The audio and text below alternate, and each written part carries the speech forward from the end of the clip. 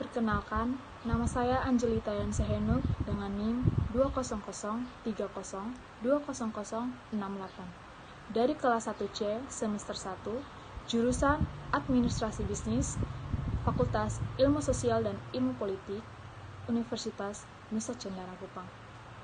Pada kesempatan ini, saya akan menjelaskan sedikit tentang pengantar sosiologi. Pertama-tama, saya akan menjelaskan tentang apa itu sosiologi. Sosiologi adalah ilmu yang mempelajari hubungan dan pengaruh timbal balik antar gejala sosial dan gejala non-sosial. Selanjutnya, mengapa munculnya sosiologi? Menurut Berger, pemikiran sosiologis berkembang manakala masyarakat menghadapi ancaman terhadap hal-hal yang dianggap sudah seharusnya. Selanjutnya, masyarakat dan kebudayaan. Masyarakat adalah sekelompok orang yang hidup bersama dan menghasilkan kebudayaan. Oleh karena itu, tidak ada masyarakat tanpa kebudayaan dan tidak ada kebudayaan tanpa masyarakat. Menurut Melville J. Herkovitz, memandang kebudayaan sebagai sesuatu yang bersifat superorganik, yaitu kebudayaan tetap eksis meskipun segala anggota masyarakat pendukungnya berganti-ganti atau lahir dan mati. Selanjutnya, apa itu kebudayaan? Kebudayaan adalah kompleks yang mencakup pengetahuan, kepercayaan, kesenian, moral, hukum, adat istiadat, serta kemampuan-kemampuan dan kebiasaan-kebiasaan yang diperoleh manusia sebagai anggota masyarakat. Menurut Selo Soemarjan dan Soeleman Soemardi, mendefinisikan kebudayaan sebagai hasil cipta, rasa, dan karsa manusia. Selanjutnya adalah unsur-unsur kebudayaan. Unsur kebudayaan menurut Klukon dalam Universal Categories of Culture meliputi: pertama, peralatan dan perlengkapan hidup manusia; kedua, mata pencaharian hidup dan sistem ekonomi; ketiga, sistem kemasyarakatan; keempat, bahasa; kelima, kesenian; dan yang terakhir, sistem pengetahuan religi. Selanjutnya, kebudayaan. Terkait dalam hubungan antar manusia, kebudayaan merupakan design for living atau blueprint for behavior yang menetapkan aturan mengenai apa yang harus, seharusnya, selayaknya dilakukan atau tidak dilakukan. Selanjutnya, unsur normatif. Ada terdapat 3 unsur normatif kebudayaan. Yang pertama, unsur penilaian atau valuational elements, yaitu baik buruk, benar salah, menyenangkan tidak menyenangkan. Yang kedua, unsur perintah atau perspective elements, yaitu boleh tidak boleh, perintah larangan. Yang ketiga, unsur kepercayaan atau cognitive elements, yaitu selamatan, upacara, dan ritual. Selanjutnya, kebudayaan sebagai sistem. Norma kebudayaan menyangkut aturan yang harus diikuti, yaitu bersifat normatif. Kebudayaan menentukan cara bertindak, cara berpikir, dan cara merasa yang dikenal dan diikuti secara umum oleh para anggota masyarakat. Selanjutnya adalah klasifikasi norma masyarakat. Menurut William Graham Sumner dalam bukunya Folkways, mengklasifikasi norma-norma masyarakat berdasarkan daya paksanya terhadap para anggota masyarakat sebagai berikut. Yang pertama, kebiasaan atau folkways, yaitu cara yang lazim dan wajar serta dilakukan berulang-ulang dalam melakukan sesuatu oleh sekelompok orang. Yang kedua, tata kelakuan atau mores, yaitu gagasan yang kuat tentang salah dan benar yang menuntut tindakan tertentu dan melarang yang lain. Selanjutnya, kebudayaan dan kepribadian. Setiap masyarakat memberikan pengalaman tertentu yang tidak diberikan masyarakat lain kepada para anggotanya. Yang berikut adalah relativisme kebudayaan. Fungsi dan arti suatu unsur adalah berhubungan dengan lingkungan atau keadaan kebudayaannya. Oleh karena itu, kita tidak bisa menganalisis kelompok kebudayaan lain dengan motif, kebiasaan, dan nilai-nilai kita. Selanjutnya adalah etnosentrisme dan xenosentrisme. Etnosentrisme adalah kecenderungan setiap kelompok untuk menekankan keunggulan kebudayaannya. Kebudayaannya sendiri menjadi patokan baik buruk, salah benar, tinggi rendah, berharga tidak berharga. Yang kedua, xenosentrisme adalah pandangan yang lebih menyukai hal-hal yang berbau asing. Selanjutnya adalah sosialisasi. Menurut Peter L. Berger, berbeda dengan makhluk lain yang seluruh perilakunya dikendalikan naluri atau insting. Manusia tidak diberi naluri yang lengkap, oleh karena itu, manusia mengembangkan kebudayaan untuk mengisi kekosongan yang tidak diisi naluri. Kebudayaan harus dipelajari oleh setiap anggota baru masyarakat melalui sosialisasi. Yang dipelajari melalui sosialisasi adalah peranan-peranan atau roles. Peranan adalah perilaku yang diharapkan dari seseorang yang memiliki status tertentu. Status adalah posisi seseorang dalam suatu kelompok dalam hubungannya dengan kelompok lain. Selanjutnya adalah teori sosialisasi. Yang pertama, menurut George Herbert Mead, setiap anggota baru masyarakat harus mempelajari peranan-peranan yang ada dalam masyarakat. Pengambilan peran atau role taking. Dalam proses ini, orang belajar mengetahui peran yang harus dijalankannya dan yang harus dijalankan orang lain.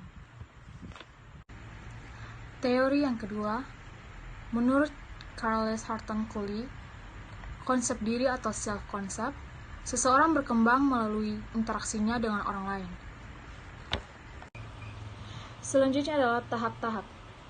Yang pertama, persepsi kita tentang bagaimana kita dipandang orang lain. Yang kedua, persepsi kita tentang penilaian mereka mengenai bagaimana kita dipandang orang lain. Dan yang terakhir adalah perasaan kita tentang penilaian-penilaian tersebut. Selanjutnya, agen-agen sosialisasi. Menurut Fuller dan Jacobs, mengidentifikasi agen-agen sosialisasi utama yaitu keluarga merupakan agen sosialisasi pertama dan utama. Teman bermain, agen sosialisasi pada tahap permainan. Sekolah media massa, saat ini terutama televisi. Selanjutnya, macam-macam sosialisasi. Menurut Berger dan Luckman, memilah menjadi yang pertama sosialisasi primer atau primary socialization. Adalah sosialisasi pertama yang dijalani individu semasa kecil melalui menjadi anggota masyarakat. Yang kedua, sosialisasi sekunder atau secondary socialization, yaitu proses berikutnya yang memperkenalkan individu yang telah disosialisasi ke dalam sektor baru dari dunia objektif masyarakatnya. Selanjutnya adalah interaksi sosial. Interaksi sosial merupakan hubungan sosial yang dinamis, menyangkut hubungan antar individu, antar kelompok, atau antar individu dengan kelompok.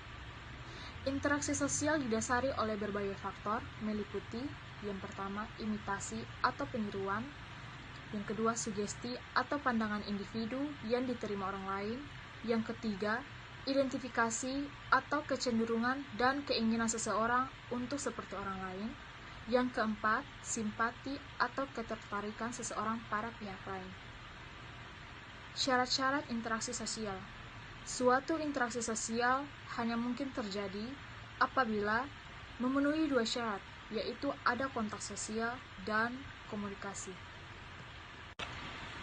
Selanjutnya, bentuk interaksi sosial. Gilin memilahnya menjadi yang pertama, proses asosiatif, yang terbagi menjadi akomodasi, asimilasi, dan akulturasi. Yang kedua, proses disosiatif, meliputi persaingan dan pertikaian atau konflik. Kimbalyong membedakannya menjadi oposisi yang mencakup persaingan atau competition dan pertikaian atau konflik. Kedua, kerja sama atau cooperation yang menghasilkan akomodasi Yang ketiga, diferensiasi yang menghasilkan sistem pelapisan sosial. Selanjutnya adalah akomodasi. Akomodasi adalah suatu proses di mana orang, perorangan, atau kelompok manusia yang mula-mula saling bertentangan, kemudian saling menyesuaikan diri untuk mengatasi kekurangan orang lain. Tujuan akomodasi antara lain, yang pertama, mengurangi pertentangan, yang kedua, mencegah meledaknya suatu pertentangan untuk sementara waktu, yang ketiga, memungkinkan kerjasama, dan yang terakhir, mengupayakan peleburan antar kelompok sosial yang berbeda. Asimilasi adalah perbauran dua kebudayaan yang disertai dengan hilangnya ciri khas kebudayaan asli sehingga membentuk kebudayaan baru. Suatu asimilasi ditandai oleh usaha-usaha mengurangi perbedaan antara orang atau kelompok. Artinya, menyesuaikan kemauannya dengan kemauan kelompok. Akulturasi adalah suatu proses sosial yang timbul manakala suatu kelompok dengan kebudayaan tertentu dihadapkan dengan unsur dari suatu kebudayaan asing. Selanjutnya, definisi situasi. Konsep definisi situasi atau the definition of situation berasal dari William Isaac Thomas. Menurutnya, seseorang tidak langsung memberikan reaksi manakala dia mendapat rangsang dari luar. Tindakan seseorang selalu didahului tahap penilaian dan pertimbangan. Rangsangan dari luar diseleksi melalui proses yang disebutnya definisi atau penafsiran situasi. Dalam proses ini, individu memberikan makna atas rangsang yang diterimanya. Selanjutnya, aspek dalam peran. Seseorang tidak dapat mengisi suatu peran dengan senang dan sukses tanpa disosialisasikan untuk menerima bahwa peran tersebut berguna, memuaskan, dan sesuai. Oleh karena itu, dalam mempelajari peran, sekurangnya harus melibatkan dua aspek, yaitu kita harus belajar melaksanakan kewajiban dan menutup hak kita harus memiliki sikap, perasaan, dan harapan-harapan sesuai peran-peran tersebut. Selanjutnya, manajemen kesan. Sebagian perilaku peran merupakan pemeranan peran tanpa sadar karena sudah terinternalisasi sebagian hasil sosialisasi yang panjang. Namun, beberapa perilaku peran merupakan upaya sangat sadar untuk memproyeksikan citra diri, menciptakan kesan yang diinginkan orang lain. Macam-macam status.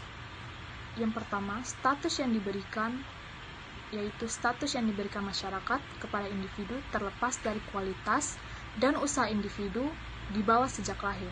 Contoh, gelar kebangsawanan, ras, etnis, gender, kebangsaan, agama, dan usia. Yang kedua, status yang diperjuangkan, yaitu status yang menuntut kualitas tertentu yang harus diraih melalui persaingan dan usaha pribadi perlu diperjuangkan. Contoh, tingkat pendidikan, kekayaan, dan kekuasaan. Sekian dan terima kasih.